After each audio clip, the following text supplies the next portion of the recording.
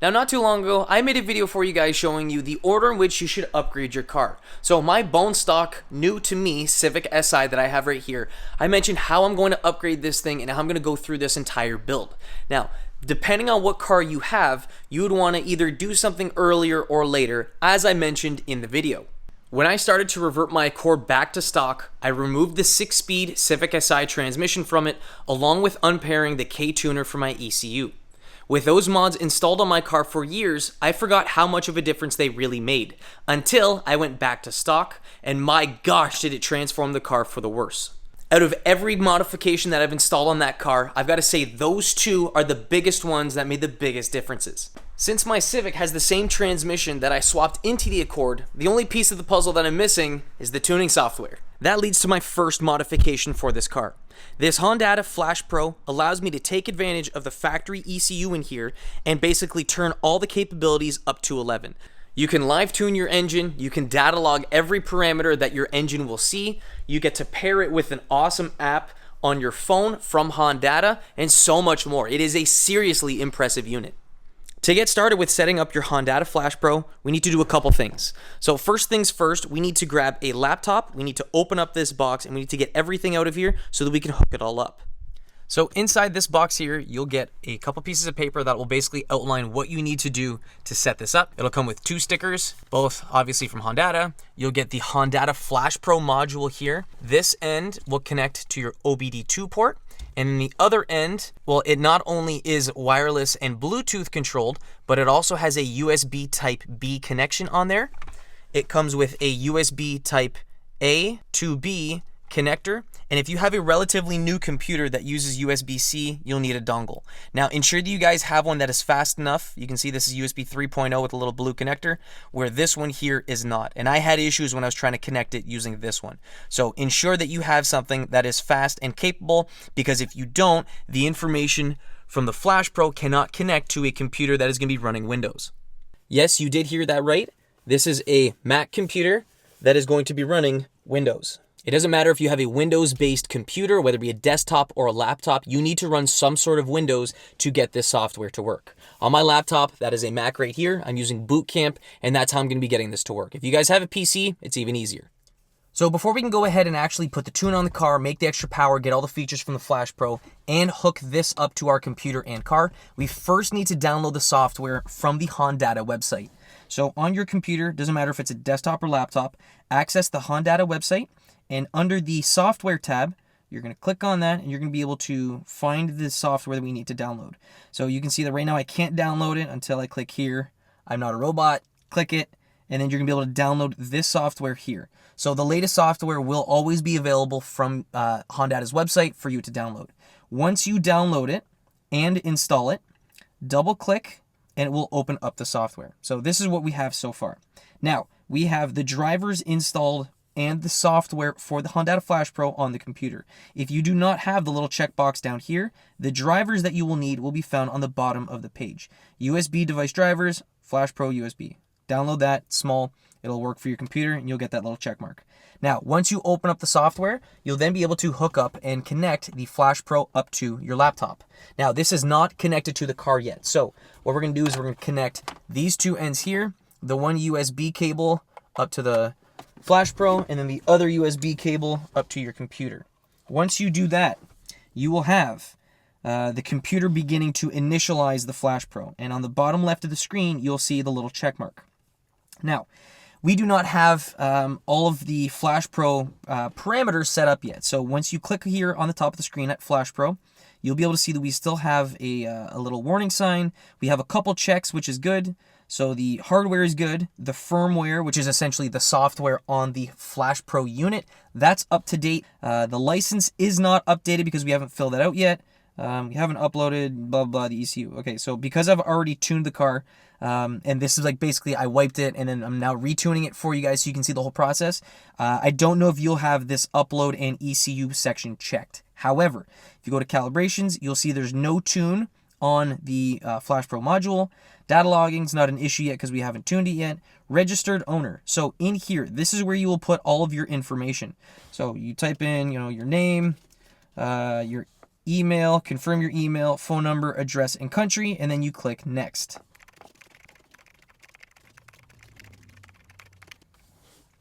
Now, because my vehicle is out of the US, I'm in Canada, I'll be clicking this bottom option, but if you have a regular street car and you live in the States, you'll click this one.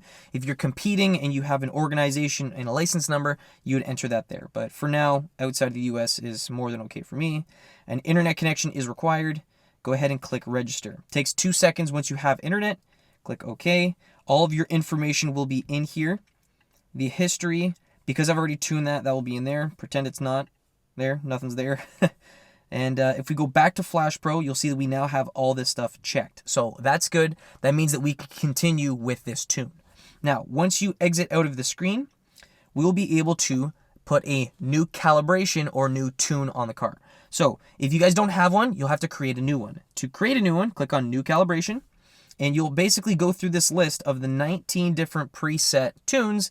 Go through here, find which one is best for you. So if you guys are looking for a very similar tune to what you have stock that relies on the MAF sensor, you'll click this first one here.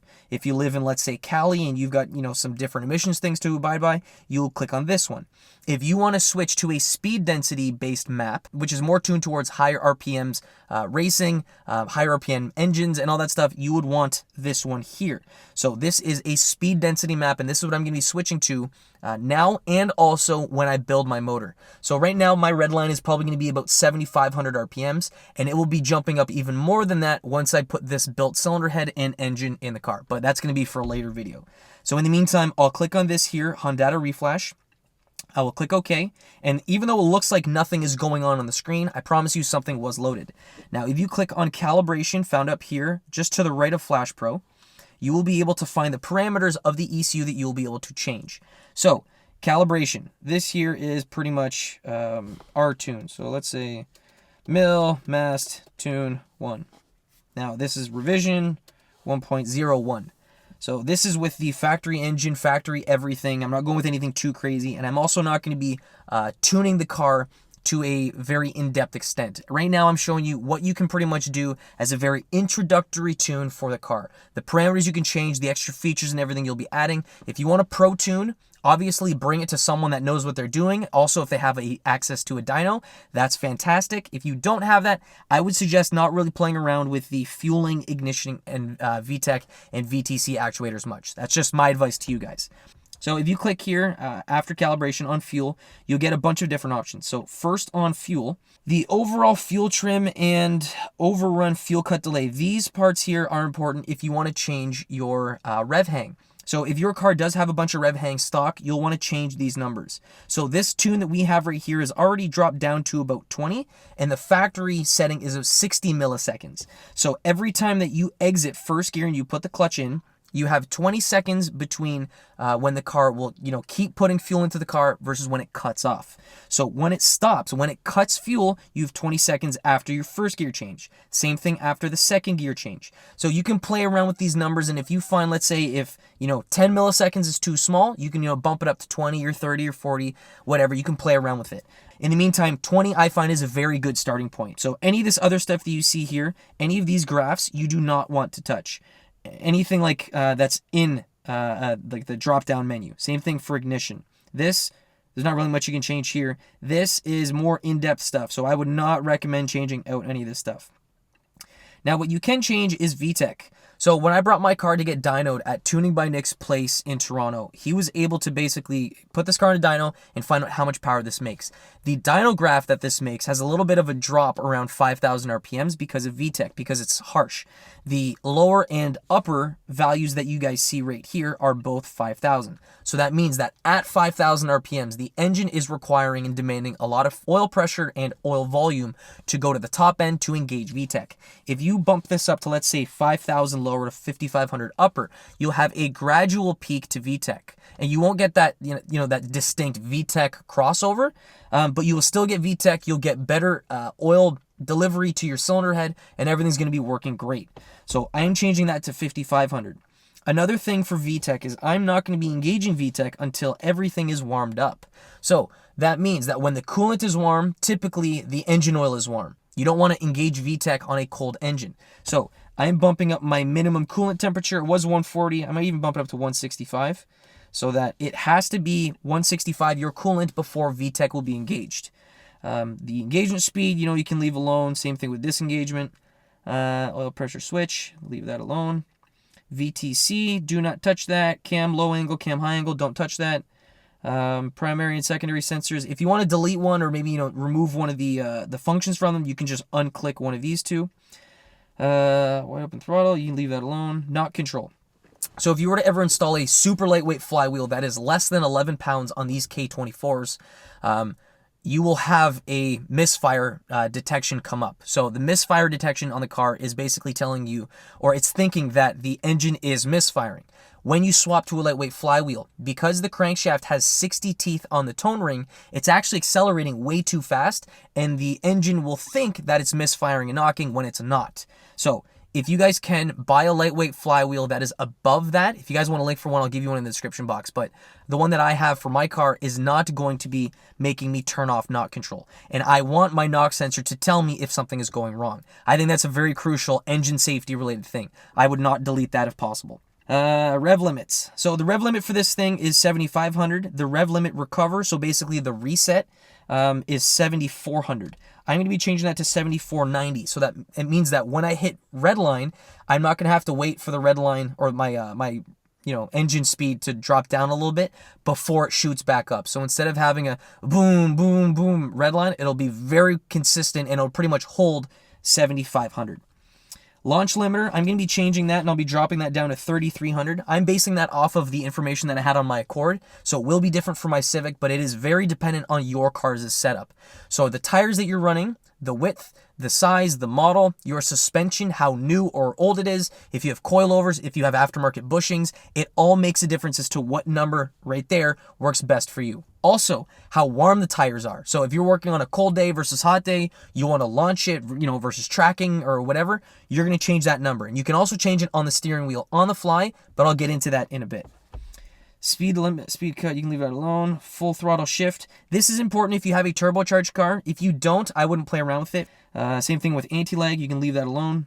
Sensors, I haven't changed that considering I'm in A. This is nothing to worry about. Idle. So when your car is cold, the idle speed is going to be set right here. So if it's super cold outside, your car's going to start up at 1200 RPM. All the way pretty much up until 149 degrees Fahrenheit. Then it'll drop down to 900 and then 750, which is basically the regular idle. Now I'm going to be jumping that up right there just a little bit so that it's going to be able to get to 176 faster if I'm idling. What else? So we can leave that alone. Throttle plate. If you want to change how fast or how snappy the throttle closes or opens when you let off of the gas, this is going to be affected right here. So the overrun throttle opening, which is essentially rev-hang, is how much the throttle plate will stay open when you let off the gas. The same thing goes if you're just like decelerating without putting any throttle down or whatever. So let's say you're going down a hill, foot off the gas, that is going to be affected there. So you can play around with this. It all depends on what you like. Overrun, injector restart, all this other stuff I think we can leave alone. Air conditions, yeah, you can leave that for now. Miscellaneous, this is dependent on, if you've got cats, if you've got, different sensors and stuff like that you want to enable or disable. If you have engine lights that you want to remove that's, let's say, evap related or coolant temperature related, you can just pretty much check or uncheck this. Cold start, intake. The rad fans, you can also choose when you want those to go on and when you want them to shut off.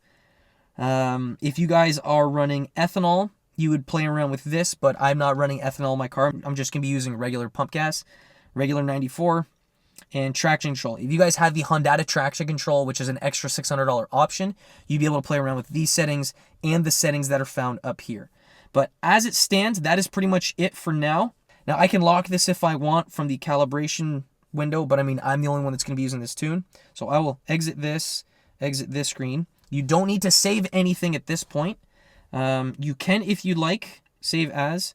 Now, I've already made a couple maps for this thing, but let's just go milamast map 1, and that is saved. Okay, so right now, because I don't have this hooked up to the car, it doesn't know which VIN to lock it to. So you can enter it right here, but if you would like as well, you can grab the OBD2 port, connect it to the car, and it will basically get the VIN from it. And that's what I'm going to do right now. You really do not want to lock this to a different ECU, especially if you don't have it, because you won't be able to unlock it. we'll go back to online, lock to vehicle. Yes, I have read. You can see that it pulled up my VIN. Click OK. Takes 2 seconds, it'll just lock it. And you can see down here that we have driver, FlashPro, OBD2, ECU connected. FlashPro locks successfully. You can see here it's unlocked. As soon as I click OK, it is now locked. So it now means that we can flash the file, our calibration that we have now, onto the FlashPro, which then can be flashed to the ECU. So now, because I have this all hooked up, I can click upload. I have a battery charger on the car, so it's fine. Do not unplug. Okay, so now it's just going to flash the car. So what it's doing right now is erasing all the information that is found on the ECU. So all the software, all the programming, everything that is on there is going to be wiped, and it's going to be replaced with the information that we are now supplying it.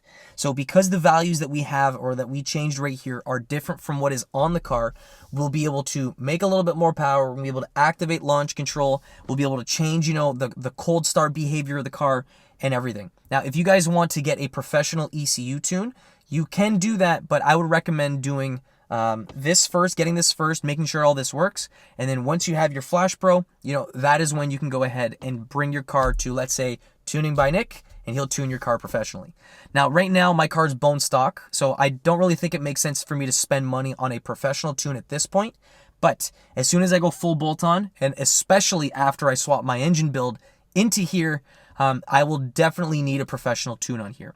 Now, if you guys take a look right here at the cluster, you can see that the car's tach is actually climbing up. And that is because it is progressing through the tune. So I basically have 3 divided by 8% of the tune uploaded to the car.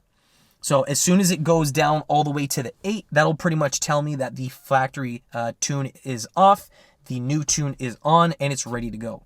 Now, once it's done uploading, I'm going to have to turn off the ECU and the car. So right now it's on key on engine off. I'm going to have to turn the entire thing off. Then I'm going to have to cycle it back to key on engine on to make sure that, everything works properly. But what's really cool too is, I've got launch control. I've got a bunch of extra new features. I have safety stuff too. And what is really cool is that you can also get the Hondata app, connect it to your OBD2 port connection that you have in the car, which is connected to the Bluetooth, FlashPro right here. And you'll be able to see everything that is going on in the car on your phone wirelessly. There's a track mode, there's a bunch of other options and features and stuff like that. If you guys want me to show you a full in-depth review of this, I can do it. It is well worth the 20 bucks or however much it is. But in the meantime, it looks like the tune is now done. We're at 8,000, brings it back to 0. Should get a little warning light right here, so please switch the ignition off. That I can do. So wait 3 seconds. You can see bottom left, ECU is not recognized. As soon as you go to key on engine off, you've got the check, and then we can turn it on. And we are now tuned. Now you can close the program, close the software, disconnect the FlashPro from the USB port, but if you want the Bluetooth from the FlashPro to still connect to your phone, you have to leave that installed into the OBD2 port of the car. But for now, I'm going to close the hood, bring the car outside, get everything warmed up, and I'm going to show you the added features that we have with the FlashPro. Okay, so I've got the car loaded up. The software is ready to go. I have traction control turned off. Now I'm going to show you guys how to do launch control. So the way that you would adjust it once you have this all set up is that you're going to have your clutch in, car is going to be in first gear. You're going to basically mash the throttle until you reach your launch control. And then if you want to adjust it either up or down, when you have it at redline or the RPM that you have your launch control set to, you're going to then press up or down on your cruise control, and that's going to bump up or down the launch control 100 RPMs. So I have no clue what the rate setting is for this car. I think I have it set to 3,300. Let's find out.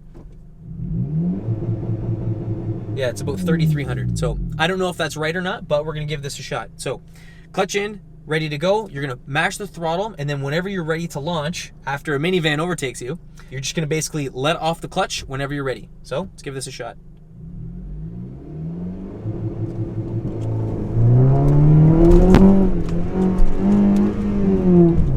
Oops. That worked though.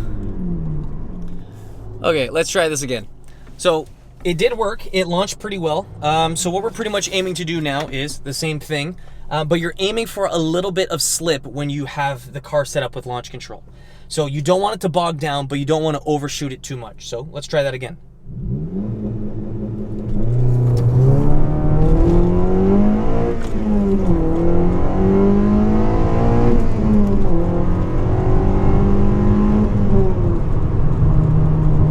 Okay, that worked pretty good.